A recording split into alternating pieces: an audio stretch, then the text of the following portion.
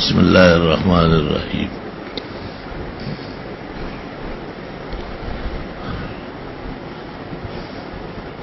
اوپر جو سند درج کی گئی ہے اس کے کچھ رجال جو عربی اسانید کے ہیں ان کی تفصیلات علیان الجنی یا سبت شیخ گنگوئی یا سبت شیخ الہند میں سب موجود ہیں. اسبات الاکابر کے نام سے بھی ایک کتاب شائع ہو گئی، اس میں سب سندیں. کچھ اسانید ہمارے ایک عزیز اور مخلص بھائی نے طلبہ کی سہولت کے لیے لگائے بھی ہے. چونکہ اسانید کا معاملہ نہایت احتیاط اور اعتماد کا ہے، یقیناً اس میں اس نے غلطی کی ہو. غیر عالم جو ہے وہ سند نہیں لکھ سکتا، اور عالم بھی وہ ہو جو چلاند عالم ہو، کوہ مشق.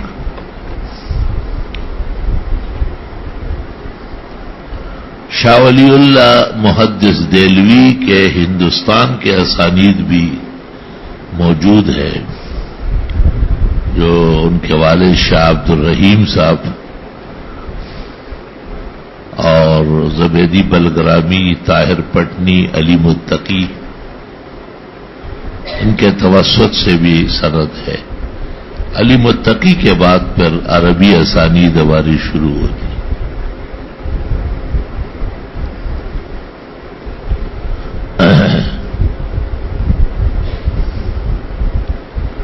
یہاں انہوں نے شاہ عبد العزیز اور شاہ ولی اللہ کے بعد کٹ سے عربی اسانید شروع کی. یہ شاہ صاحب کی بات کی سند ہے جب وہ حرمین تشریف لے گئے. تاج الدین مکی یا ابو طاہر مدنی یہ ان کے عرب اساتذہ ہے. عرب اساتذہ سے کوئی سبق نہیں پڑھا ہے، اعزازی اور تبرکن جو اجازت لی جاتی ہے. اصلاً شاہ ولی اللہ نے شاہ عبد الرحیم اپنے والد سے، اور انہوں نے زبیدی بلگرامی سے، اور انہوں نے طاہر پٹنی سے، اور انہوں نے علی متقی سے. علی متقی وہ ہے جن کے کنز العمال ہے 16 جلدوں میں، 1,14,000 حدیث جمع کی. اور طاہر پٹنی ان کی مجمع بہار الانوار ہے. اور زبیدی مرتضی حسین زبیدی یہ اتحاف سعادت المتقین بشرح احیاء علوم الدین لکھی ہے 10 جلدوں میں، اور قاموس کی شرح لکھی ہے تاج العروس فی شرح القاموس 10 ضخیم جلدوں میں.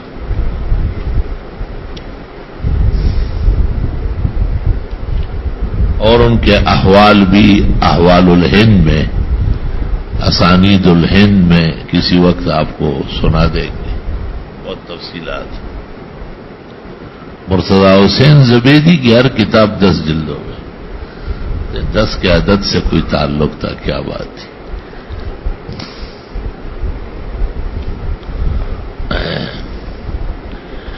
بسم اللہ الرحمن الرحیم. یہ ترمذی کا مصدر ہے یا مفتح الکتاب ہے، جس سے انہوں نے الجامع السنن کا آغاز کیا ہے. بظاہر تو یہ شاگردوں کا درج کردہ ہے، اور شاگردوں نے سند سے پہلے احتراماً بسم اللہ لکھا ہے. امام ترمذی تو ابواب الطہارت سے پہلے جو بسم اللہ ہے، یا ابواب الطہارت کے بعد یہ ترمذی کا ہے. یہاں ایک بحث ہوتی ہے کہ کسی عمل کو شروع کرنے کا سنت طریقہ کیا ہے. اس میں متعدد اقوال ہیں. من لم یبدا یا کل امر ذی بال لم یبدا بذکر اللہ وفی روایہ بشہادتین وفی روایہ بالحمد للہ وفی روایہ بذکر اللہ او ببسم اللہ فهو اقطع وعجزم وابتر. کہتے ہیں کہ تین چیزیں محقق ہیں: بسم اللہ، اشہد ان لا الہ الا اللہ و اشہد ان محمدا عبدہ و رسولہ، اور الحمدللہ. تو کہتے ہیں کہ بسم اللہ تو مبدا ہے، وہ تو پہلے ہی ہو، اور پھر الحمدللہ، اور اس میں اشہد ان لا الہ الا اللہ. پھر اس میں ابتدائے حقیقی اور ابتدائے مجازی اور عرفی، اس کی اقسام لے آئے ارباب دراسات. تاج الدین سبکی نے طبقات کبریٰ کے ابتدا میں طویل و عریض 37 صفحے میں بحث کی. شاید اس سے بڑی بحث دنیا میں کسی نے نہیں کی. الطبقات الکبریٰ لتاج الدین السبکی الشافعی، بہت علمی کتاب ہے. سب سے پہلے 7 جلدوں میں تھی، وہ میں لے آیا، پھر 12 میں آ گئی، آج کل 24 میں آئی. تمام نسخے ہمارے ہاں الحمدللہ موجود ہیں. ما من نسخۃ مطبوعۃ او مخطوطۃ لها وجود و اثر فی البسیطہ الا یوجد عند هذا الفقیر. باوجود یہ کہ نہ علم ہے اور نہ عمل ہے، یہ تو قسمت میں کہاں تھا کہ کروں کسب کمال، بے کمالی میں بھی افسوس کہ کامل نہ ہو. لیکن کتاب اللہ تعالیٰ نے بڑے زبردست عطا فرمائے. دنیا کی فانی زندگی میں جب سے علم کے کائنات میں قدم رکھا ہے، حق تعالیٰ کے احسانات کا موسلادھار بارش دیکھا ہے. لیکن کتب کے بارے میں جو اعزاز میرا اللہ نے کیا ہے، مجھے کوئی اور فرق معلوم نہیں جس کو زمانے قریب یا بعید میں اس قدر خزائن ملے ہو. اللہ تعالیٰ نے وسائل بھی ایسے دیے اور شوق و ذوق بھی ایسا عطا فرمایا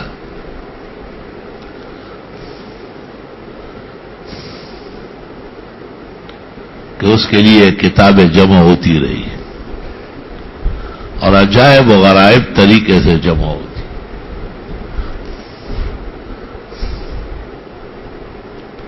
یہ تم اندازہ لگاؤ کہ میں پیر بدیع الدین کا کتب خانہ دیکھنا چاہتا تھا. یہ نیو سعید آباد میں ایک متعصب غیر مقلد گزرا ہے، حد شیطان تک پہنچا ہوا تھا.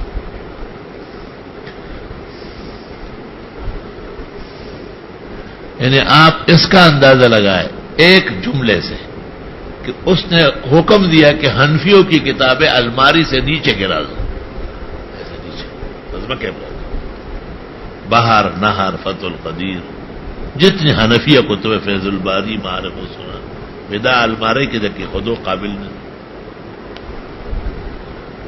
تو مولانا احتشام اللہ قاسی آبادی، میں نے کہا تم حنفی فقیہ ہو گے، تمہیں شرم نہیں آئے اس سے پڑھتے ہوئے؟ ابھی چند دن پہلے شہید ہوئے.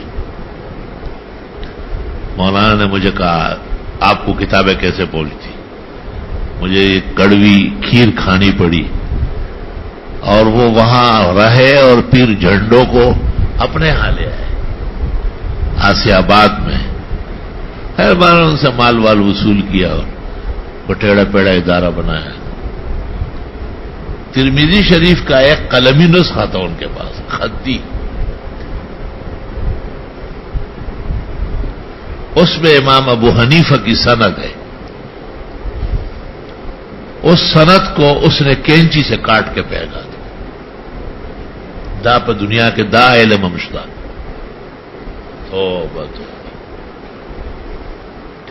اس نسخے کو لینے کے لیے میں آسیہ آباد گیا. مولانا احتشام الحق آسیہ آبادی دوست تھے, بڑے اچھے با اخلاق جمیل و شیام انسان. بہت جھگڑا میں اس سے کرتا تھا, ہر وقت میں جھگڑا میں سے بولا ہے تا غیرت کو یہ سب تو مولوی زرولی نہیں ہوتے, جنگجو.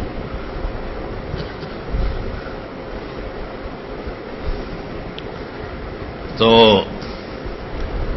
وہ اتنے ممتاز اخلاق تھے کہ میں ان کا مہمان تھا, مجھ سے فجر پڑھائی. تو میں نے دیکھا کہ لوگ دعا نہیں, میں نے کہا دعا نہیں مانگتے ہو تم لوگ, غیر مسلم ہندو سے کو کیا؟ مولانا نے کہا بھائی وہ تحقیق جو میں نے کی ہے وہ آج ختم ہو گئی, حضرت کی نئی تحقیق دعا مانگو. میں نے کہا یہ شرارت آپ نے تعلیم کی؟ کہا جی ہاں. کام ویسے مشہور نہیں ہو رہے تھے, ہم نے یہ حرکت کی کہ فرضوں کے بعد بھی دعا میں ہاتھ نہیں اٹھائیں گے, تو مشہور بھی نہیں ہوئے اور دعا بھی ختم ہو گئی. مزیدار طبیعت تھی بہت.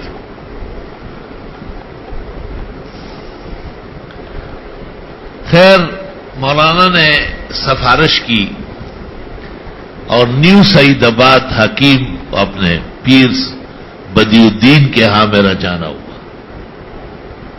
اتفاق سے وہ اسپتال میں داخل تو موجود نہیں تھے, اس کے بیٹے تھے. اچھا اکرام کیا ہے, اعزاز کیا. لیکن یہ دیکھ کر کے کتب خانوں میں جو نیچے پڑی ہوئی ہے زمین پر وہ حنفی کتاب ہے. مجھ سے نہیں رہا گیا, میں نے کہا بس ہو گیا. میں فوراً گاڑی میں بیٹھ گیا, میں نے کہا بس توبہ استغفر اللہ. میں نے کہا الحمدللہ جو ہمارے بزرگوں کی تعلیم ہے وہ خوب ہے. انہوں نے کہا ہے, استاد محترم مفتی ولی احسن کہتے تھے دجال جو ہوگا وہ غیر مقلدوں میں سے ہوگا, کیونکہ اتنا بڑا فتین دنیا میں کوئی نہیں. میں نے وہاں جا کے یہ بیان کیا. میں نے کہا ہمارے استاذ کے درس کی صداقت ہے, آج میں نے دجاجلہ اپنی آنکھوں سے دیکھی.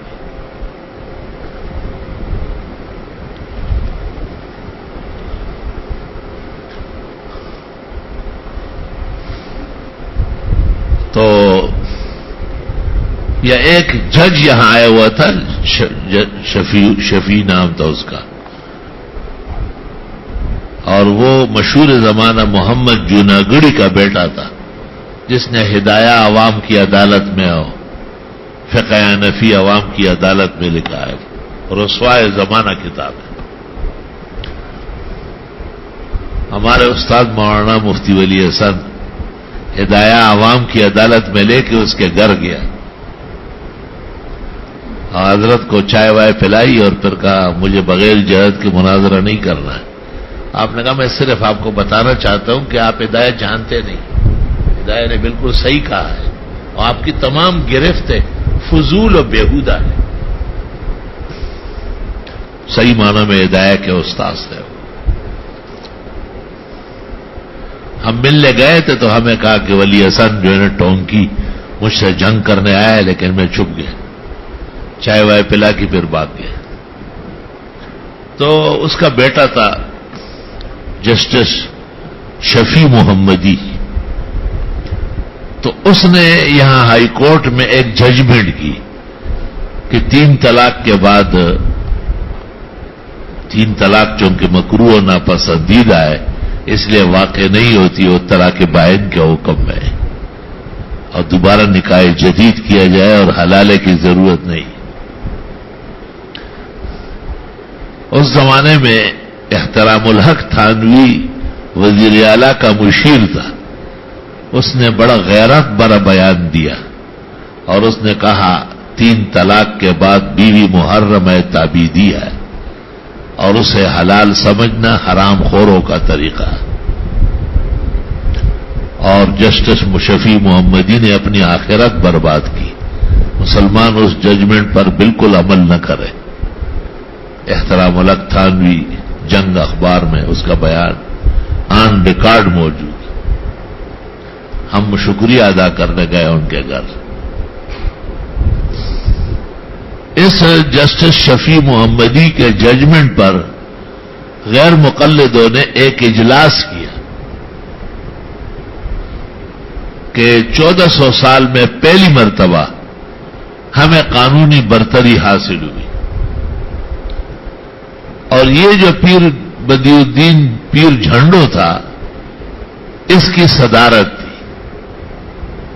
جس وقت اس نے کہا کہ امام ابو یوسف جو تھے وہ فقیہ اور ظالم تھے معاذ اللہ، اور اس نے اعلان کیا تھا کہ 3 طلاق کے بعد اگر کسی نے ظواہر الحدیث سے متاثر ہو کر حلالے کی کوشش کی لرجمتہ، میں اس کو سنسار کر دوں گا۔ تو پھر علماء اپنی عزت کے لیے ڈر گئے، انہوں نے سب نے متفق فتوی دیا کہ 3 طلاق کے بعد کوئی گنجائش نہیں ہے جب تک حلال شریعہ نہ ہو۔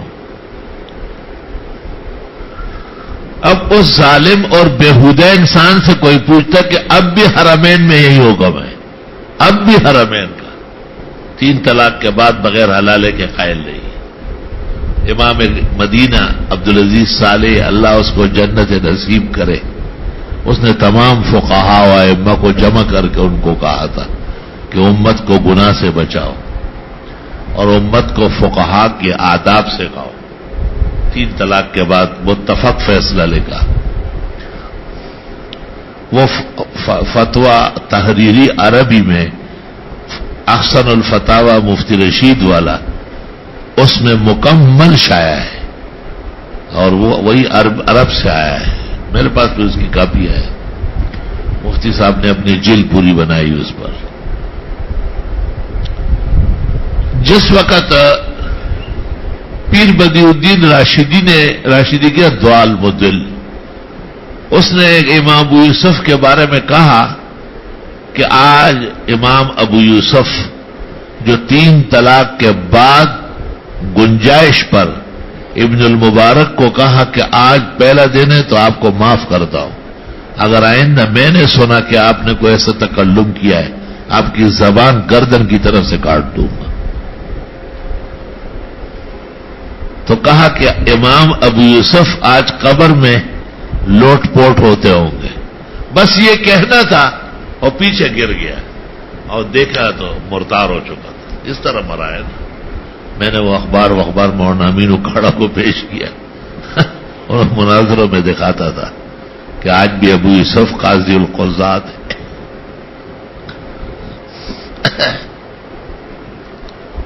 اور ہمارے ایک ساتھی عبدالرشید انصاری، اس نے کہا وہ ابو یوسف نے وہیں سے جو ہے ڈنڈا لگا دیا۔ اللہ تعالیٰ تو ہے نا نیک لوگوں کا، من عاد لی ولیا فقد آذنتہ بالحرب۔ تو اس ہدایہ اور اس ترمذی جس میں امام اعظم کا تذکرہ ہے، یہ مولانا احتشام الحق آسیہ آبادی کے پاس موجود ہے، اور انہوں نے مجھے فوٹو اسٹیٹ کرا کے دیے ہیں۔ 5 قسم کا ترمذی ہے، 5 کے 5 میں امام اعظم کا ذکر ہے۔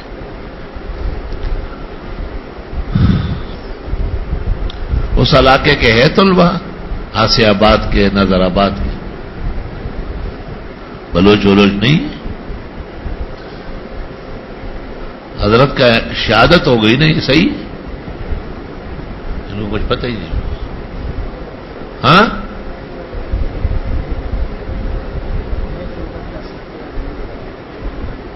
کہاں کے ہو تم؟ مولانا شہید ہوئے؟ یہ کس جگہ واقع ہوا ہے؟ ہاں جی کیا کہہ رہے ہیں؟ اچھا سنا ہے بیٹا بھی ساتھ مرا ہے؟ انا للہ و انا الیہ راجعون۔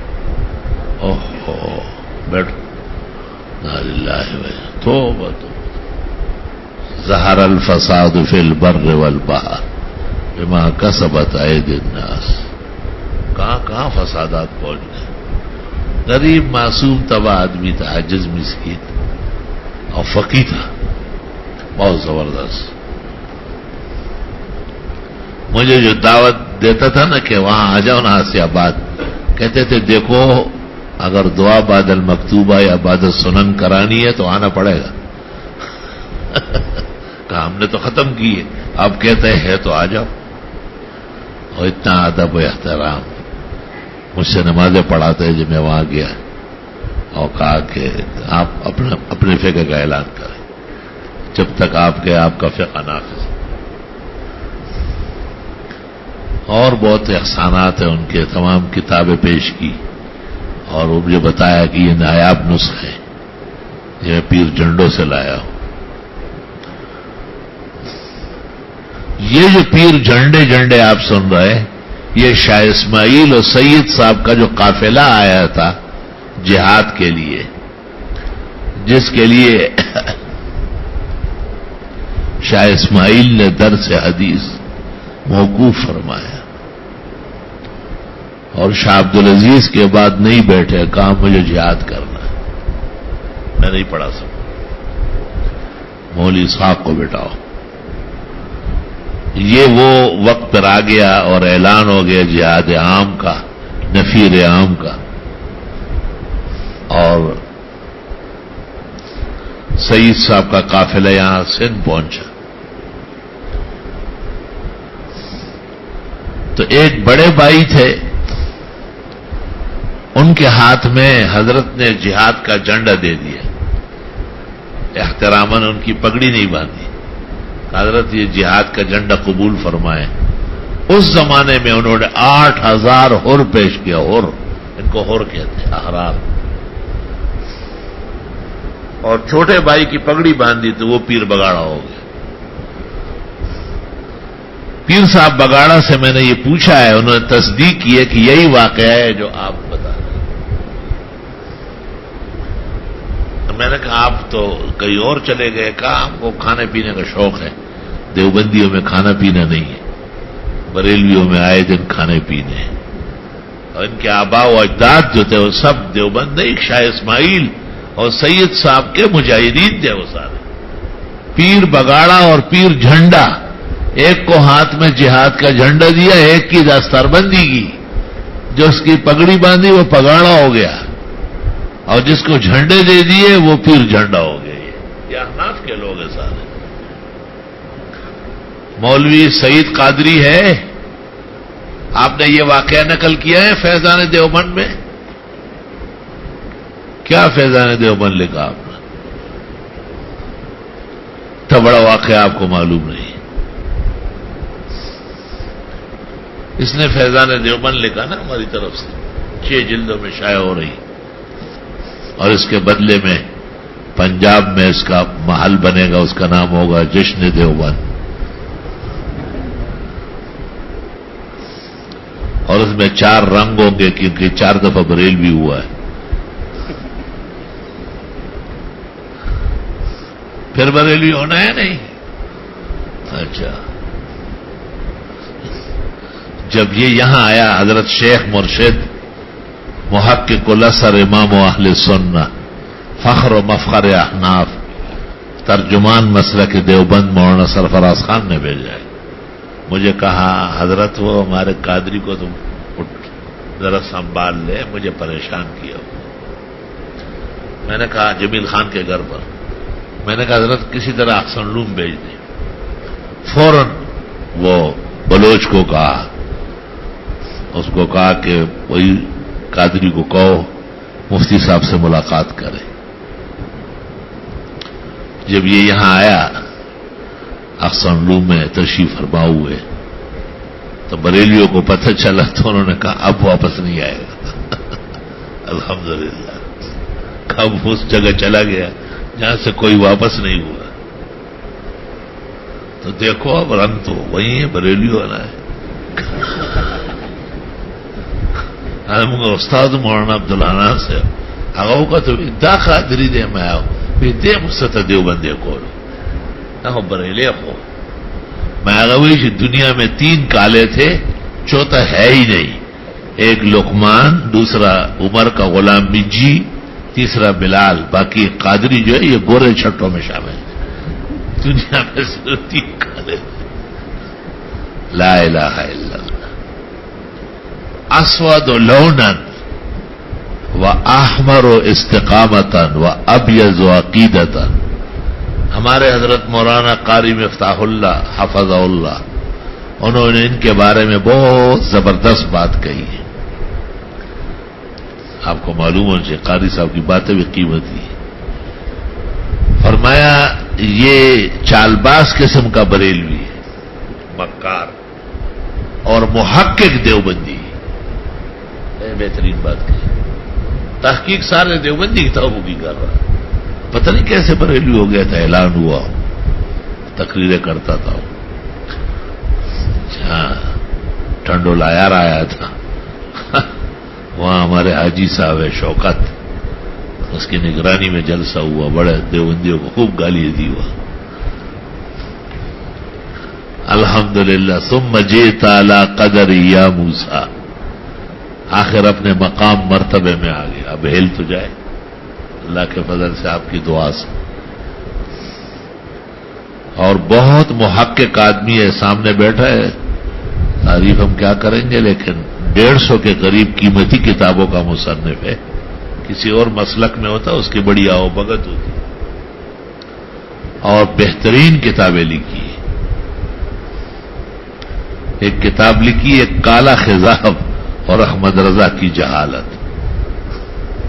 میں نے ہمایوں کو کہا اس کو تو فوراً شائع کرو.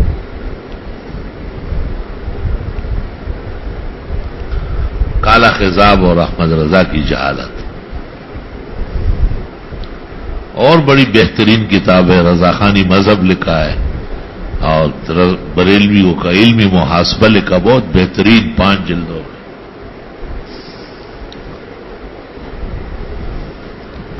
اس کی پہلی جلد جب شائع ہوئی، میں نے مینچن آباد خطیب کے پاس بھیجی. لیاقت علی طارق کو کہا کہ یہ کتاب لے کے اور جس کے خلاف لکھی ہے نا اس کی مسجد میں چلے جاؤ. کہنے لگے مارے نہیں. میں نے کہا کوئی بات نہیں، تھوڑا پٹو.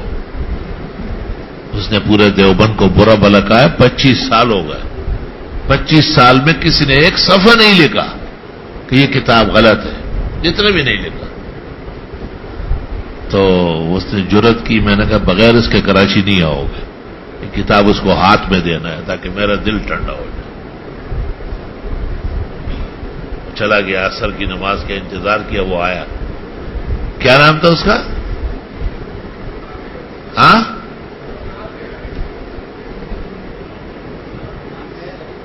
ہاں غلام مہر. تو وہ آیا اور اس نے وضو کیا. وضو سے فارغ ہو کے جب جا رہا تھا، لیاقت علی طارق ان سے ملا. کہا حضرت میں یہاں مینشن آباد میں رہتا ہوں، فیڈر اڈے میں، اور کراچی مولانا مفتی ظفر علی خان سے تعلق ہے. سعید قادری نے آپ کی کتاب کا جواب لکھا ہے، حضرت مفتی صاحب نے آپ کی خدمت میں ہدیتاً بھیجا ہے. اس نے کہا اچھا ان میں آ گیا کوئی غیرتی جس نے میرا جواب لکھا. 25 سال میں تو کوئی جواب نہیں آیا، واقعی نہیں آیا. صبح انتقال ہو گیا زیت اور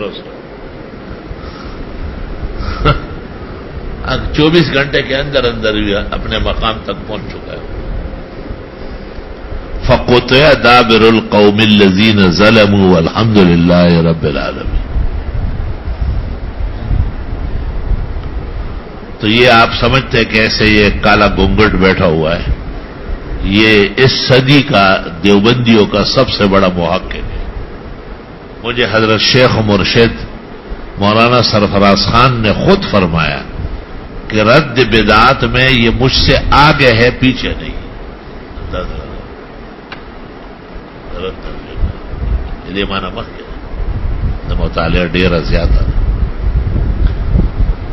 تو احسن العلوم آنے کے بعد انہوں نے بڑی کتابیں لکھی. ایک کتاب ان کا اپنا شوق تھا اور بہت زبردست ذوق تھا ان کا کہ یہ جتنے پیر خانے ہیں، گدی نشین ہیں، سرحد کے، بلوچستان کے، پنجاب کے، سندھ کے، یہ اصلاً دیوبندی تھے.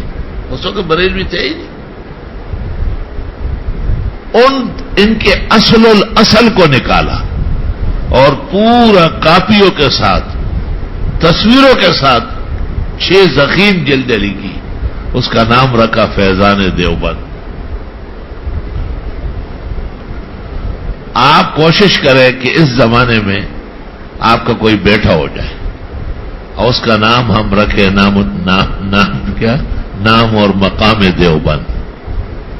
ایک مسجد بھی ان کی بنے گی انشاءاللہ. اس کا نام بھی ہوگا دارالعلوم دیوبند, جامع مسجد دیوبند. یعنی اس نام پر کام نہیں ہوا, یہ مطلب نام پر بھی کام ہونا چاہیے. تو وہ کتاب اب کے جو آیا ہے تو فیضان دیوبند کی 6 جلد انہوں نے مکمل کی. بہت طویل جلد لکھی. کتنے صفحے؟ 800 صفحے. آخری جلد 800 صفحے. اور اس میں صرف 3 گرانے ان سے رہ گئے.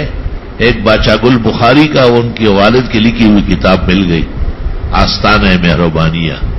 وہ بھی اس کو پیش کرتا ہوں کہ ٹھیک کر دیں.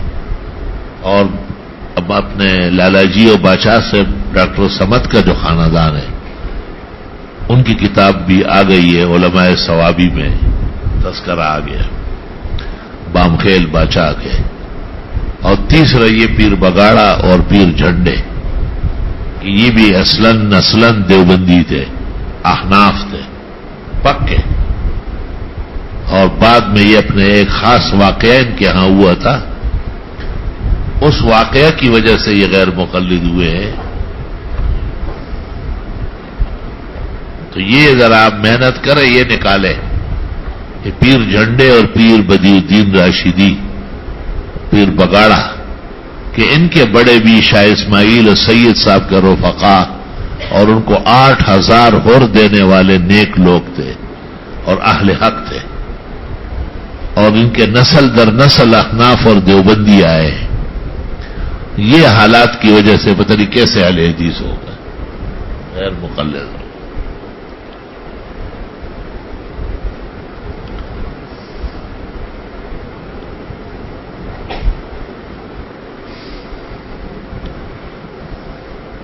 تو کسی کتاب کو شروع کرنے کے بہتر تو یہی ہے کہ بسم اللہ الرحمن الرحیم, پھر الحمدللہ, پھر اشہد ان لا الہ الا اللہ واشہد ان محمدا عبدہ ورسولہ, اور درود شریف, اور اما بعد پھر مقصد, جیسے کتابوں میں جگہ جگہ ہے. لیکن تحقیق یہ ہے کہ ساری چیزیں مراد نہیں ہے. نہ بسم اللہ ضروری ہے, نہ الحمدللہ ضروری ہے, نہ شہادتین ضروری ہے. مطلق ذکر الہی ضروری ہے. سواء کان بالتسمیہ او بشہادتین او بالحمدللہ.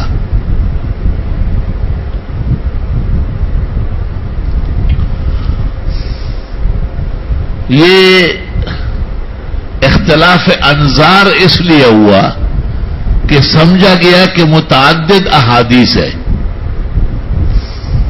کل امر ذی بال لم یبدأ ببسم اللہ فهو اخطأ, یا کل امر ذی بال لم یبدأ بالحمدللہ فهو اجزم, یا کل امر ذی بال لم یبدأ بالشہادتین یا بشہادت اللہ الہ الا اللہ وان محمد رسول اللہ فهو اخطأ. یہ عام طور پر حضرات محدثین یا فقہا نے ان کو تعدد احادیث سمجھا ہے, اور پھر یہ خیال فرمایا کہ ان کا جمع کیا جائے. تاج الدین سبکی نے اس پر پورا کلام کیا کہ یہ ایک حدیث ہے, اور عبد الرحمن الاوزائی عن قرہ بن عبد الرحمن عن ابن شہاب الزہری عن ابی سلمہ عن ابی ہریرہ رضی اللہ تعالی عنہ قال قال رسول اللہ صلی اللہ علیہ وسلم کل امر ذی بال لم یبدأ بالحمد للہ وفی روایہ بذکر اللہ وفی روایہ ببسم اللہ فهو اقطع وهو اجزم. تو جب حدیث ہی ایک ہے اور اس کے الفاظ متعدد ہے، جیسے حدیث ایک ہے انما الاعمال بالنیات، اور کئی ہے الاعمال بالنیات، کئی ہے انما العمل بالنیات، کئی اعمال جمع ہے اور نیت مفرد ہے، کئی نیات جمع ہے اعمال مفرد ہے، کئی انما ہے کئی نہیں ہے. تو ایک حدیث ہے وہ، اس کے طرق متعدد ہیں. اس طرح کل امر ذی بال لم یبدأ بذکر اللہ او ببسم اللہ او باشہد ان لا الہ الا اللہ او بالحمد للہ حدیث واحد وسندہ ھذا. عبد الرحمن الاوزاعی عن قرہ بن ایاس عن ابن شہاب الزہری عن ابی سلمہ عن ابی ہریرہ رضی اللہ تعالی عنہ. جب سند ایک ہے تو یہ پکی ہو گئی کہ حدیث ایک ہے. اب آگے مخرجین اور محدثین متعدد ہے، ممکن ہے ان سے الفاظ میں فرق ہوا ہو، ممکن ہے منبع نبوت سے مشکات النبوت سے امت کی سہولت کے لیے کلمات مختلفہ صادر ہوئے ہو، لیسہل علیہم امرہم، تاکہ معاملہ آسان رہے. اب اگر کسی نے بسم اللہ پڑھا، جیسے بخاری اور ترمذی نے صرف بسم اللہ پر اکتفا کیا ہے، یا کسی نے الحمدللہ بھی پڑھا جیسے مسلم نے، یا کسی نے شہادتین بھی لکھے جیسے نچلے درجے کے محدثین نے، تو حاصل ایک ہی ہے، اور وہ یہ کہ کسی نیک کام کو قابل توجہ، کل امر ذی بال، کل امر محمود، کل امر مشروع، کل امر لا بد منہ لمسلم، کل امر یوجر علیہ مومن، کل امر یصاب علیہ المؤمن اذا صدر عنہ احتسابا و ایمانا. مولوی صاحبان سمجھ رہے ہیں بات؟ تو تین باتیں آج کے درس میں ہیں. پہلی بات تو یہ کہ یہ سمجھا گیا ہے کہ تعدد احادیث ہے، اور پھر تعدد اعمال کا ارتکاب کیا گیا کہ بسم اللہ لے آئے، پھر الحمدللہ لے آئے، پھر شہادتین لے آئے. حالانکہ یہ اس طرح نہیں ہے، مراد مطلق افتتاح الخیر بذکر اللہ ہے، سواء کان بسم اللہ او بالحمدللہ او باشہد ان لا الہ الا اللہ. احد الامور پر اکتفا کافی ہے. اور یہ پتہ اس لیے چلا کہ حدیث ایک ہے، سند ایک ہے، اور وہ عبد الرحمن الاوزاعی عن قرہ بن عبد الرحمن عن ابن شہاب الزہری عن ابی سلمہ عن ابی ہریرہ رضی اللہ تعالی عنہ قال قال رسول اللہ صلی اللہ علیہ وسلم کل امر ذی بال لم یبدأ بالحمدللہ، کئی ہے ببسم اللہ، کئی ہے بذکر اللہ. ایک آدھ جگہ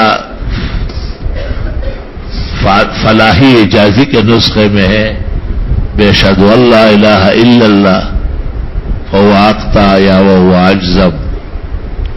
تو ان میں سے کسی ایک سے بھی افتتاح کرنا موزون اور مناسب ہے.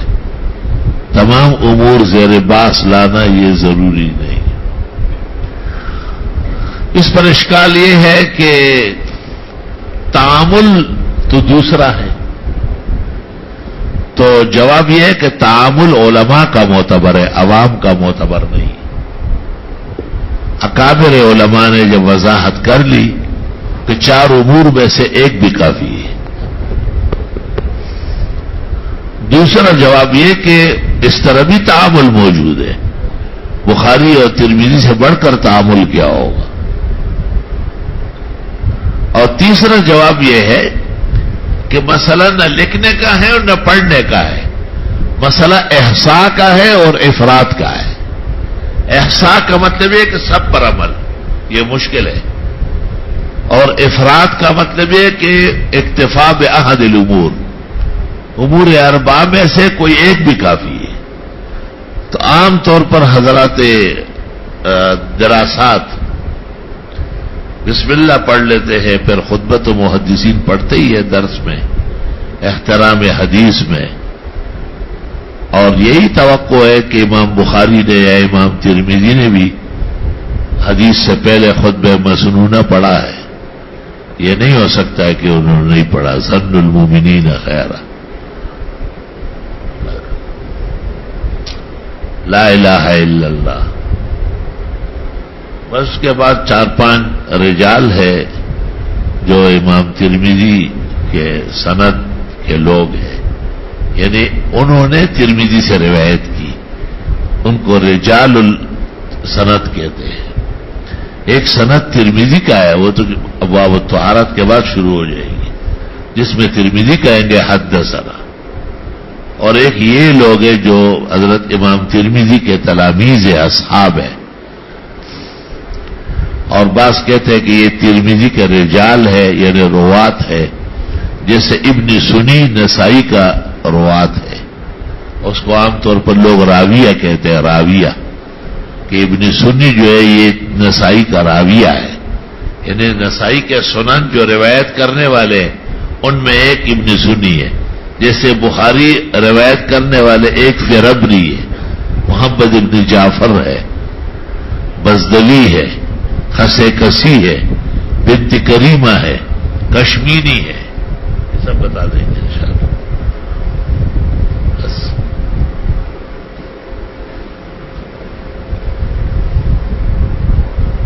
اللہ اکبر.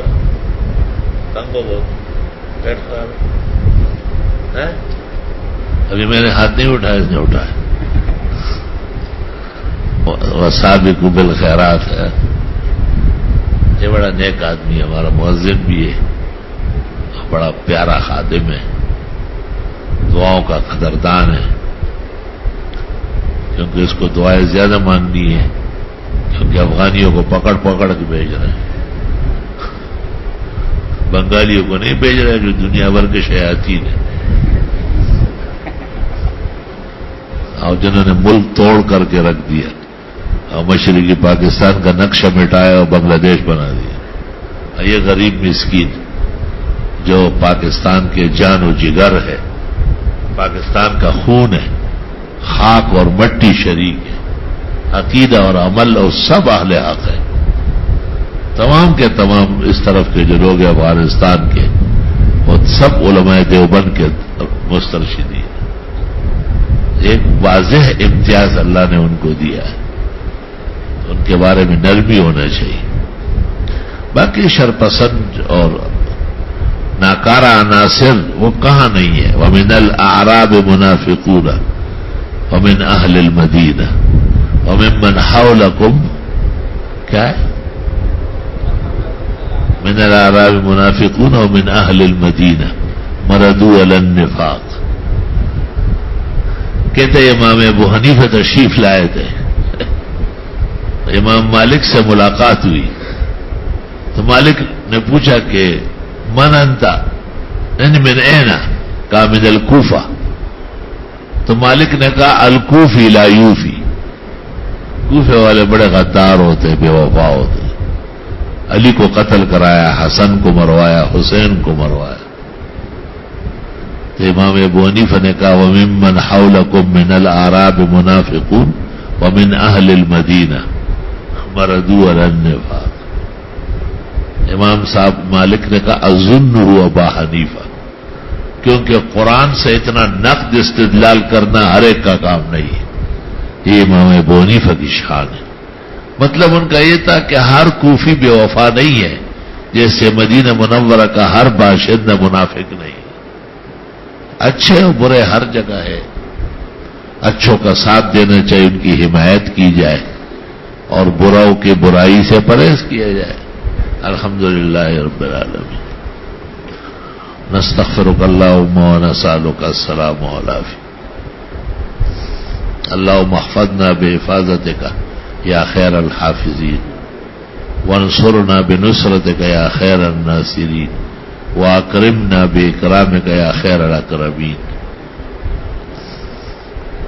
اللہم اشفنا واکفنا یا شافی یا کافی، قد قلت وقولك الحق وننزل من القرآن ما هو شفاء ورحمة للمؤمنين، وقد قلت وله ما سكن في الليل والنهار وهو السميع العليم۔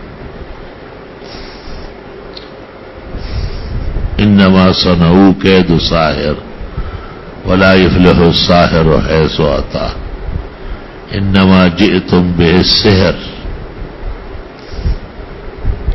سيبطله اللہ، کیا ہے؟ ان اللہ لا يصلح عمل المفسدين۔ یہ تین آیتیں ایک مجلس میں پڑھی جائے تو اللہ سحر و آسیب سے نجات دے دیتا ہے، اور تین دفعہ یہ پڑھے کہ وَنُنَزِّلُ مِنَ الْقُرْآنِ مَا هُوَ شِفَاءٌ وَرَحْمَةٌ لِّلْمُؤْمِنِينَ وَلَهُ مَا سَكَنَ فِي اللَّيْلِ وَالنَّهَارِ وَهُوَ السَّمِيعُ الْعَلِيمُ، اور پھر فَاجْتَبَاهُ رَبُّهُ فَجَعَلَهُ مِنَ الصَّالِحِينَ وَإِن يَكَادُ الَّذِينَ كَفَرُوا لَيُزْلِقُونَكَ بِأَبْصَارِهِمْ لَمَّا سَمِعُوا الذِّكْرَ وَيَقُولُونَ إِنَّهُ لَمَجْنُونٌ وَمَا هُوَ إِلَّا ذِكْرٌ لِّلْعَالَمِينَ۔ اللہ تعالیٰ نظر بد سے، بدگمانی سے، اتہام سے، شریر سے، فتین سے، مفسد سے، دشمن سے نجات عطا فرما دے گا۔ صلی اللہ